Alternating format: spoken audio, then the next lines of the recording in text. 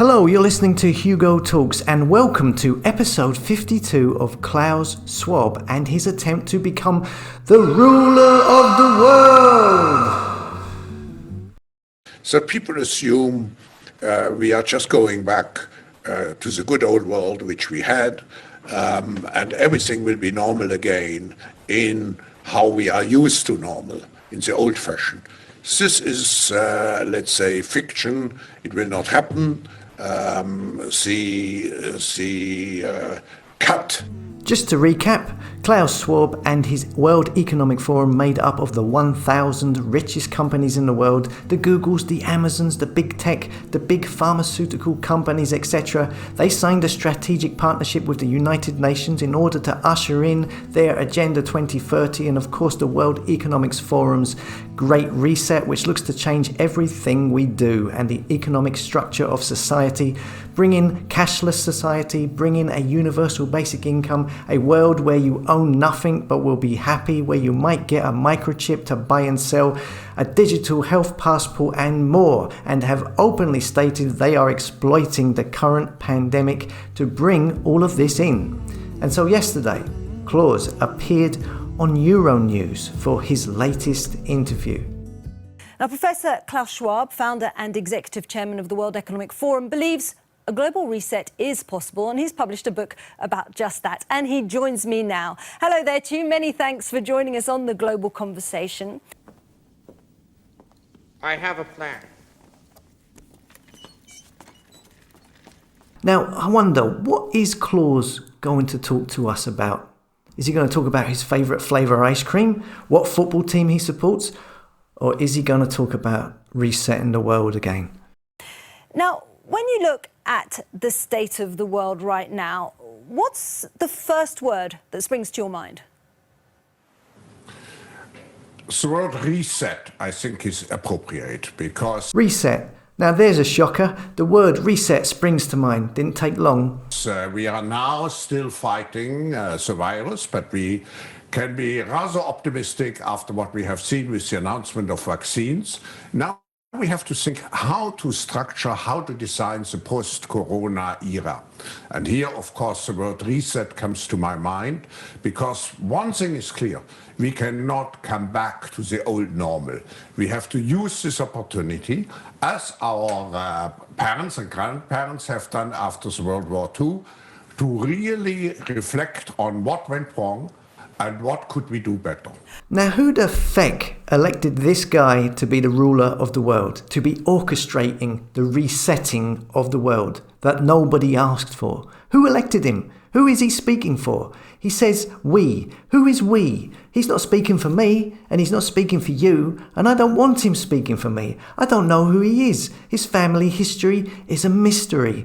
All we know is that his dad, his father, had been managing director for a Swiss engineering company, Escher Wyss, who continued operating in Germany throughout World War II. But his father has no name, and the company's records that the father worked at seem to have been wiped. That's not suspicious at all, is it? When he says we, I'm thinking he's talking about the 1% of the richest people in the world that make up his 1,000 richest businesses that make up the World Economic Forum's partners. What is your priority when you would, if you could, initiate this reset? You hear that? She says, when you would, if you could. Which is it, would or could? Your priority when you would, if you could, initiate this reset? I think there are three dimensions, three priorities. The first one is to make the world more resilient, because we definitively will have to face other surprises, black swans, as they are called, maybe different kinds of viruses. Oh, this guy is a real bundle of joy. So we are definitely going to be facing black swans and a different kind of virus. Definitely going to be facing that.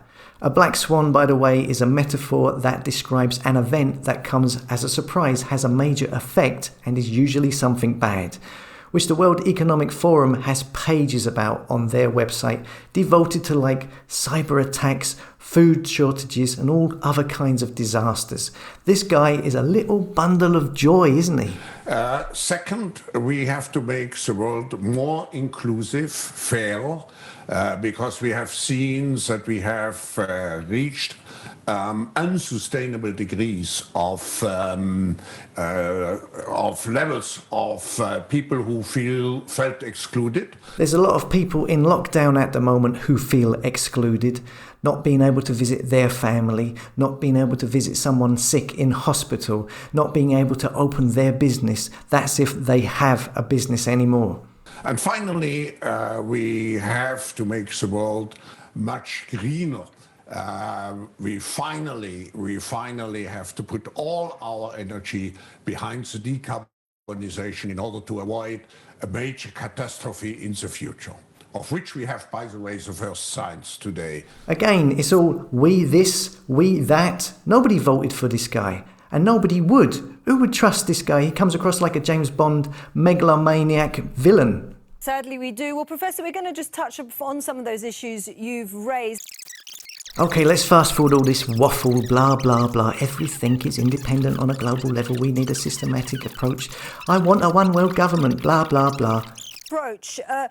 We've got a bit of a problem then when it comes to COVAX, for example. While the EU was quickly to back this, we have players like the US, Russia.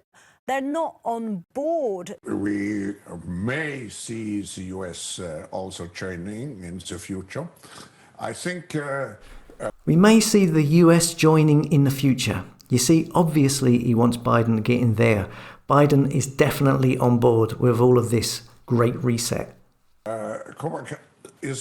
And more waffle, more we this, we that, we must make sure the world is not unfair, yap, yap, yap. And obviously you are a champion of multilateralism, a multi-stakeholder society. With the departure of Donald Trump, as we were just talking about, do you see this now injecting new momentum in... Injecting, nice choice of words there. Injecting new momentum into a multilateral system, a global multilateral system. And would we return to the traditional multilateralism, do you think? Or is the world on a new path? When they say multilateralism, they are talking about a one world government, basically, all countries working together.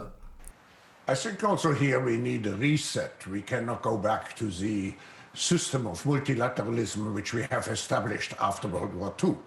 What we need... We have to do this, we have to do that. We cannot go back to the old way. This is not going to happen. Who is this guy? Who elected him to tell us all what to do? What we need is a reform of the international system. Just think of the WTO. We have to integrate the new dimensions of global trade, like everything which has to do with e-commerce and so on. So definitively, multilateralism will get a boost by the election of President Biden. He loves Biden. This is a big thing for them to get that Biden in. And I'm very hopeful that we can now create the necessary systems which we need for the 21st century.